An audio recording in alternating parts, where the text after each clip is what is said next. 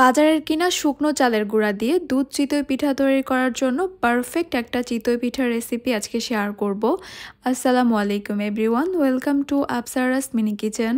অনেকেরই ধারণা শুকনো চালের গুঁড়া দিয়ে চিতই পিঠাটা পারফেক্টভাবে হয় না, তবে সহজ কিছু টিপস ফলো করলে চিতই পিঠা শুকনো চালের গুঁড়া দিয়ে একদম পারফেক্টভাবে তৈরি করে নেওয়া যায়। সেই সমস্ত টিপস সহকারে আজকের রেসিপিটি শেয়ার করার চেষ্টা করেছি। আশা করছি আজকের রেসিপি দেখার পর চিতই পিঠা তৈরি করতে আপনাদের আর কোনো সমস্যায় পড়তে হবে না। চিতই পিঠা ভিজানোর জন্য প্রথমে আমি দুধটাকে রেডি করে নিব।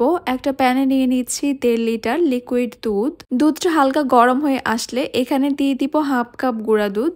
হাফ কাপ গুঁড়া দুধ দেওয়ার কারণে এই দুধটা খুব দ্রুতই ঘন হয়ে যাবে, অনেকটা সময় ধরে জাল করে ঘন করতে হবে না। নেড়ে চেড়ে গুঁড়া দুধটাকে ভালো করে মিশিয়ে নিতে হবে যেন গুঁড়া দুধের কোনো লাম্পস না থাকে। এরপর ফ্লেভারের জন্য দিয়ে দিচ্ছি এখানে 3টা এলাচ আর 1 টুকরো দারুচিনি। সবকিছু নেড়ে চেড়ে ভালোভাবে মিশিয়ে নেওয়ার পর এবার আমি এখানে দিয়ে দিব খেজুরের গুড় হাফ কাপ। গুড়টাকে আমি একদম ছোট কুচি করে কেটে নিয়েছি যেন খুব সহজে গলে গিয়ে মিশে যায়। আপনারা চাইলে মিষ্টির পরিমাণটা আরো বাড়িয়ে দিতে পারেন। এখানে 1 কাপের মতো খেজুরের গুড় দেওয়া যেতে পারে। গুড়টা গলে মিশে গেলে খুবই সুন্দর একটা কালার আসে। গুড়ের পরিমাণটা বাড়িয়ে দিলে কিন্তু কালারটা আরো বেশি সুন্দর আসবে। দু একটা বলক চলে আসলেই আমি চুলাটাকে বন্ধ করে দিব, কারণ এই দুধটা যদি অতিরিক্ত ঘন হয়ে যায় তাহলে কিন্তু পিঠার মধ্যে ঢুকতে চায় না। চিতই পিঠা ভিজানোর জন্য এই দুধটা কিন্তু এখন রেডি। আমি একটা ঢাকনা দিয়ে ঢেকে দিব আর চুলাটা বন্ধ করে একটা সাইডে রেখে দিব।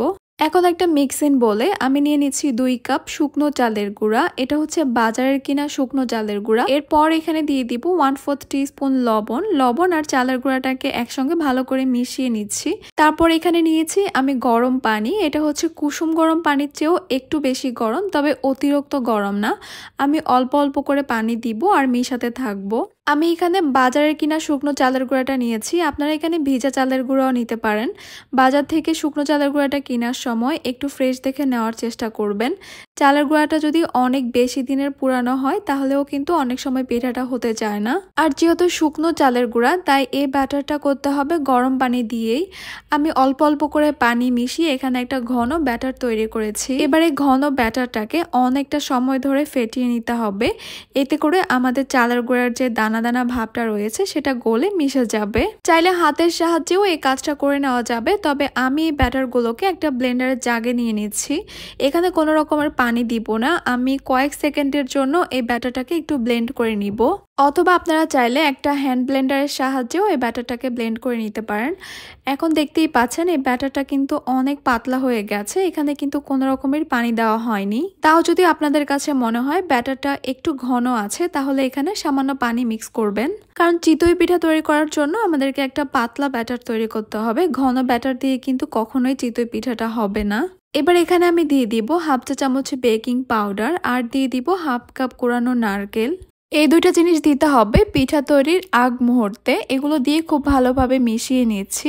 নারকেলটা দুধের মধ্যে না দিয়ে এভাবে পিঠার মধ্যে দিলেই আমার কাছে এই দুধ চিতই পিঠাটা খেতে বেশি ভালো লাগে। পিঠার জন্য ব্যাটারটা এখন তৈরি করা হয়ে গেছে, আর আগে থেকে আমি চুলায় একটা চিতই পিঠার সাজ বসিয়ে রেখেছি। একটা পাতলা সুতি কাপড়ে করে পানি আর তেল দিয়ে সাজটাকে একটু মুছে নিচ্ছি। এতে করে পিঠাগুলো চটজলদি উঠে যাবে, একটাও পিঠা সাজে লেগে যাবে না। সাজটা কিন্তু খুব ভালো মতো গরম করে নিতে হবে, একদম ধোয়া ওঠা গরম।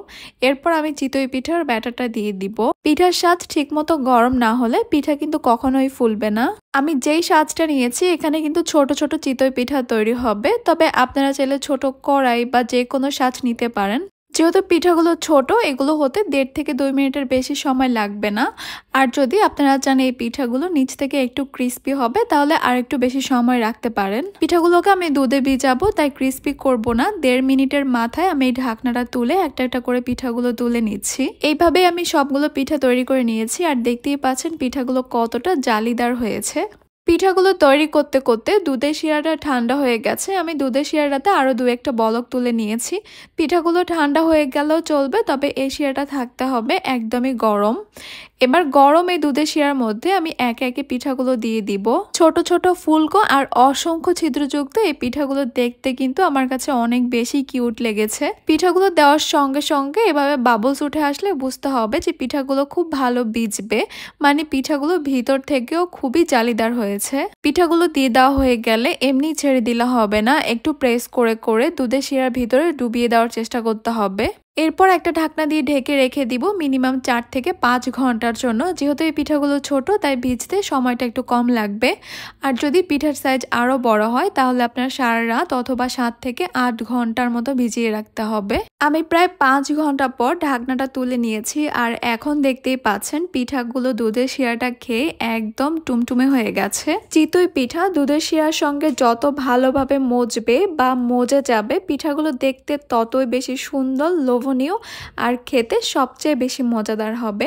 আর এই পিঠাগুলো কতটা সফট হয়েছে আমার মনে হয় আমাকে আর আলাদা করে বলে দেওয়ার কোনো প্রয়োজন নেই, আপনারা দেখে বুঝে গেছেন। পারফেক্ট চিতই আর দুধ চিতই পিঠা তৈরি করার A to Z সমস্ত টিপস আর ট্রিক্স সহকারে আজকের এই রেসিপিটি আপনাদের সঙ্গে শেয়ার করার চেষ্টা করেছি।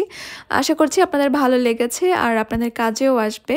তাহলে আজকে এই পর্যন্তই। সবাই অনেক বেশি ভালো থাকবেন, সুস্থ থাকবেন। আল্লাহ হাফেজ।